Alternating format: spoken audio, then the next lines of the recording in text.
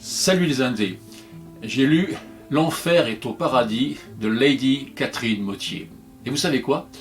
Si l'on admet que pour les personnages de romans gravement défunts, il existe un enfer et donc, par extension, un paradis, on ne peut s'empêcher d'en déduire qu'avec l'impressionnante cargaison de macabées que cet excellent bouquin traballe, il risque d'y avoir une crise de logement dans les cités post-mortem de l'au-delà, que ce soit dans l'extase des nuages cotonneux du paradis, que dans le brasier infernal de l'enfer. Ouais. Comme le disait Jacques Higelin, Dieu et diable en sont venus à douter d'eux-mêmes. C'est une crise de foi. C'est un peu comme dans certains films, vous savez, ça défouraille à tour de bras, pan, pan, pan, pan, le spectateur suspendu aux images, accompagné de son incontournable filet de bave aux lèvres, s'amuse à compter les morts. 1, 2, 3, 4, 7, 12, 20... Mais voilà qu'au bout d'un moment, il ne sait plus du tout où il en est, tellement ça oxy rapide à l'écran. Ah oui, ça tire dans tous les sens. Alors, voyons, se dit-il, dans ce plan séquence, quel personnage ou quel autocar plein de personnages est parti brouter les pissenlits par la racine? Était-il 20 et 100? Était-il des milliers? En un mot, qui a descendu qui? Bah, faut que je relise le chapitre. Tant pis pour ma nuit d'insomnie. Et c'est parti, on relit. Tout ça pour vous dire que la Lady Catherine, elle donne pas dans le satin de soie rose avec dentelle. Ah non, non, non. Ça, la dame, elle flingue comme elle écrit. Bien, vite et propre. Pas le temps de s'ennuyer, hein. Ni de rédiger une oraison funèbre. Ah non, non, non. Les dépouilles, elle ne les laisse pas longtemps traîner sur les lieux du crime. Elle s'en débarrasse vite fait.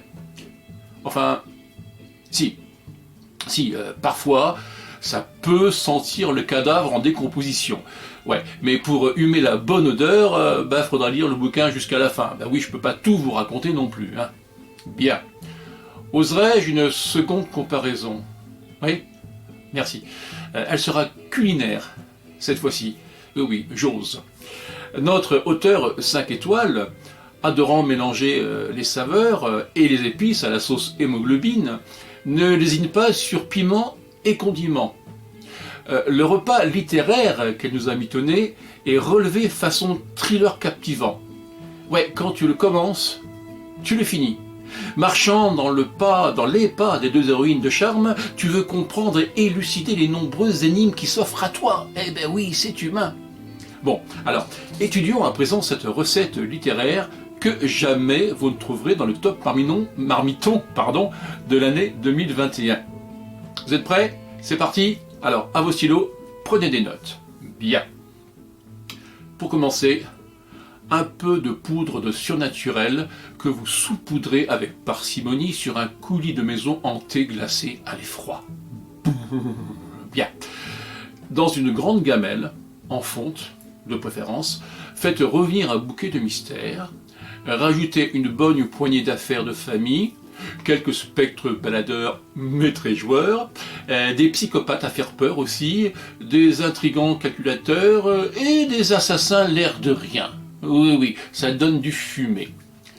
Afin de préserver la délicatesse du mets, insérez donc un soupçon de romance, un brin d'érotisme et peut-être aussi 2 ou 3 gentils coucous naïfs. Oui, ça relève un petit peu et c'est beaucoup plus doux.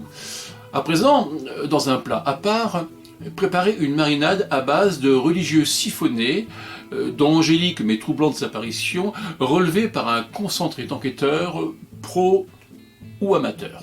Bien. Ah, important. Surtout, ne laissez pas figer la sauce. Tiens, mouillez-la d'un bouillon d'anciennes affaires villageoises délicieusement cancanières. Vous savez, les petits gens, les vieux et tout ça qui parlent entre eux, blablabla.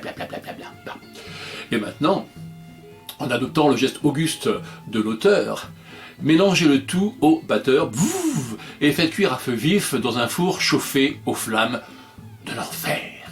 Et là, vous obtenez ce bouquin. C'est fini, vous avez réussi, et le bouquin aussi est réussi, car vous avez à présent sur votre table de chevet un plat de 639 pages qui vous tiendra au corps plusieurs nuits. La boisson est comprise, hein. Vous pouvez déguster sans modération. Alors, bon appétit, non plutôt bonne lecture, ce bouquin, je vous le conseille parce que j'ai passé un bon moment avec lui.